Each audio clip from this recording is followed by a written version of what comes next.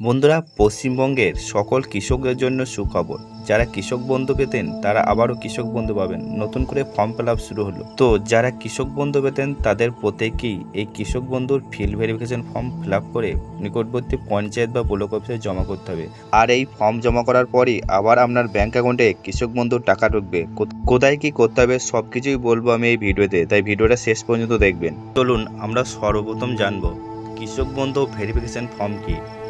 কৃষক বন্ধু প্রকল্পে নথিভুক্ত উপভোক্তাদের তথ্য পুনরায় যাচাই করে প্রকৃত যোগ্য কৃষকদের শনাক্ত করা এবং অযোগ্য ব্যক্তিদের তালিকা থেকে বাদ দেওয়ার উদ্দেশ্য পশ্চিমবঙ্গের সরকার ভেরিফিকেশন প্রক্রিয়া শুরু করেছে। এই প্রক্রিয়ার অংশ হিসেবে কৃষক বন্ধু ভেরিফিকেশন ফর্ম ব্যবহার করা হবে। তো বন্ধুরা, আপনারা জানলেন কৃষক বন্ধু ভেরিফিকেশন ফর্ম কি। তো চলুন এই কৃষক বন্ধু ভেরিফিকেশন ফর্ম কীভাবে ফিল আপ করতে হবে, এই ফর্মটা এবার কোথা থেকে পাওয়া যাবে, সব কিছু আমি বলবো ভিডিও শেষে, তাই ভিডিওটা শেষ পর্যন্ত দেখবেন। সর্বপ্রথম আমি এই ফর্মটা কীভাবে ফিল আপ করতে হবে, কোথায় কী ফিল আপ করতে হবে সেটা প্রথমে দেখাবো। আপনারা দেখুন ভিডিওটা শেষ পর্যন্ত। হচ্ছে কৃষক বন্ধু ফিল্ড ভেরিফিকেশন ফর্ম। তো চলুন এই ফর্মে কী কী আছে, কী কী ফিল আপ করতে হবে আমি সব কিছু দেখিয়ে দিচ্ছি। আপনারা ভিডিওটা শেষ পর্যন্ত দেখবেন, ঠিক আছে। তো তথ্যের বিবরণ এখানে বলছে সুবিধাভোগীর নাম কৃষক বন্ধু রেকর্ড বা ব্যাংক পাসবই অনুযায়ী, ঠিক আছে। এখানে যে কৃষক বন্ধুর যে উপভোক্তা তার নাম হবে, পিতা, স্বামী, স্ত্রী বা অভিভাবকের নাম দেবেন। ঠিকানা হচ্ছে জেলা, তারপর হচ্ছে ব্লক, তারপর হচ্ছে গ্রাম পঞ্চায়েত, তারপর হচ্ছে মৌজা বা গ্রাম। তারপরে 4 নম্বর আসছে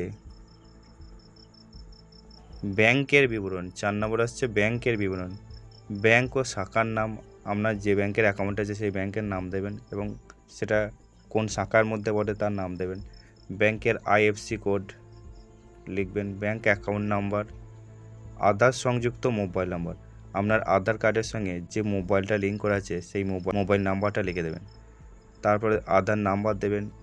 এপিক নাম্বার মানে হচ্ছে ভোটার আইডি কার্ডের যে নাম্বার সেটা লিখে দেবেন। দেখুন বন্ধুরা, এএসডিডি তালিকাভুক্ত কিনা, এখানে যাদের 2026 সালে এসআইআর নাম ছিল তারা এটা নো করবেন, আর যাদের নাম ছিল না তারা এটা ইয়েস করবেন। এএসডিডি এর ফুল ফর্ম হচ্ছে অ্যাবসেন্ট, এস ফর হচ্ছে শিফটেড, আর ডবল ডি, একটা ডি হচ্ছে ডুপ্লিকেট আর একটা ডি হচ্ছে ডেড। এবার যদি আপনার এসআইআর তালিকায় নাম না থাকে, কী কারণে ছিল না সেটা পাশে লিখবেন। আপনি যদি অ্যাবসেন্ট থাকেন, অতএব আপনি যদি এসআইআর ফর্ম ফিল আপ না করে থাকেন, শিফটেড মানে আপনি এক জায়গা থেকে অন্য জায়গায় স্থানান্তরিত হয়ে থাকেন, তাহলে সেই কারণটা আপনি পাশে লিখে দেবেন। যদি ইয়েস করেন পাশে, যদি অ্যাবসেন্ট হয়ে থাকেন তাহলে পাশে অ্যাবসেন্ট লিখবেন। আর যদি 2026-এ এসআইআর তালিকায় নাম থাকে তাহলে এটা নো করবেন। 9 নম্বর হচ্ছে পিএম কিষাণের সুবিধাভোগী কি না। আপনি যদি কেন্দ্র সরকারের পিএম কিষাণ পেয়ে থাকেন তাহলে এটা ইয়েস করবেন, আর যদি না পেয়ে থাকেন তাহলে এটা নো করবেন। 10 নম্বর হচ্ছে প্রধান পেশা। আপনার যে পেশা সেটা আপনি পাশে লিখে দেবেন। আপনি যদি চাষবাস করেন তাহলে কৃষি লিখবেন। 10 নম্বর সরকারি চাকরি করেন তাহলে পাশে লিখবেন সরকারি চাকরিজীবী। 11 নম্বর হচ্ছে জমির বিবরণ আর উপর জিএল নাম্বার, আপনার এলাকার জিএল নাম্বারটা দিয়ে দেবেন। খতিয়ান নাম্বার, আপনার জমির খতিয়ান নাম্বার দিয়ে দেবেন। ডাক নাম্বার দিয়ে দেবেন। জমির পরিমাণ নিয়ে করে চেয়েছে দিয়ে দেবেন।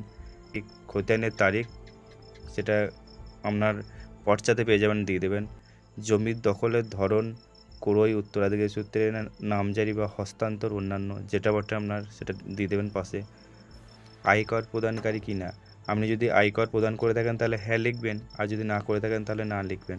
বন্ধুরা, এই জায়গাটা ভালো করে দেখুন, স্বামী বা স্ত্রীর বিবরণ।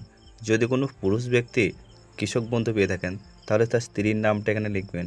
যদি কোনো মহিলা কৃষক বন্ধু পেয়ে থাকেন তাহলে তার স্বামীর নামটা এখানে লিখবেন।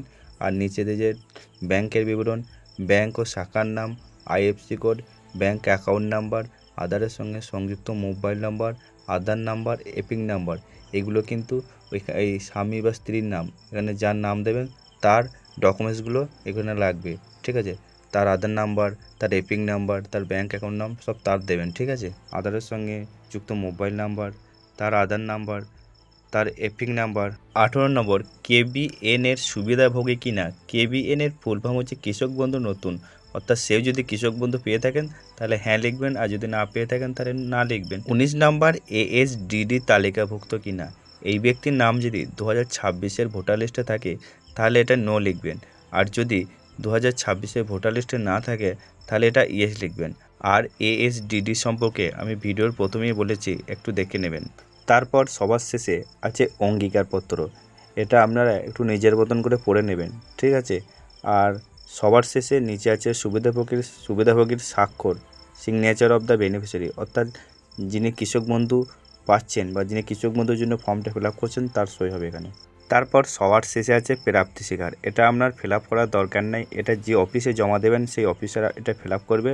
তারপর এই অংশটুকু আপনাকে কেটে অফিসার দিয়ে দেবে, ঠিক আছে। তো বন্ধুরা, ভিডিওটা ভালো লাগলে একটি লাইক, কমেন্ট, শেয়ার অবশ্যই করবেন। আর পরবর্তী আপডেটের জন্য আমাদের চ্যানেলটি সাবস্ক্রাইব করে রাখবেন। ধন্যবাদ।